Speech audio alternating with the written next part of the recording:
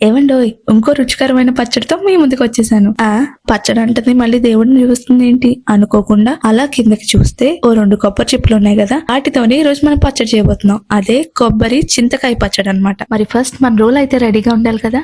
ఇప్పుడు అందులో కొంచెం జీలకర్ర, 2 వెల్లుల్లి రెబ్బలు వేసుకుని బాగా దంచుకున్నాక కారానికి సరిపడా పచ్చిమిరపకాయ వేసుకుని బాగా దంచుకుని దాన్ని ఒక్కసారి స్పూన్ తో కలుపుకోండి. మళ్ళీ ఇప్పుడు 3-4 చింతకాయలు తీసుకుని దాన్ని శుభ్రంగా కడుక్కుని దానికి ఉన్న తొక్క, అందులో ఉన్న పిక్క కూడా తీసేసి రోట్లో వేసుకుని కొంచెం టేస్ట్ కి తగ్గట్టు ఉప్పు వేసుకుని మళ్ళీ దంచుకోండి. ఇప్పుడు ద మెయిన్ ఇంగ్రీడియంట్ కొబ్బరి. సో కొబ్బరి అంతా కూర తీసేసుకుని ఆ కూర అంతా రోట్లో వేసుకుని ఒక్కసారి స్పూన్ తో అయితే కలుపుకుని అప్పుడు దంచుకోండి. బాగా రుబ్బుకున్నాక ఇలాగైతే ఉంటది. మరి పోపుకి రెడీ చేసుకుందామా. ఫస్ట్ అయితే స్టవ్ ఆన్ చేసి పాన్ పెట్టుకుని అందులో కొంచెం నూనె వేసుకుని మినప్పప్పు, ఆవాలు, జీలకర్ర, ఎండుమిర్చి, చిటికెడు పసుపు వేసుకుని బాగా మగ్గించుకుని అది అలా తీసుకెళ్లి మన పచ్చడిలో వేయాలి. మరి ఇప్పుడు ఏం చేయాలి, వేడి వేడి అన్నం వేసుకుని పచ్చడి వేసుకుని కొంచెం పప్పు నూనె వేసుకుని అలా కలుపుకుని నోట్లో ముద్ద పెట్టుకుంటే ఉంటదండి. పుల్ల పుల్లగా భలే ఉంటది.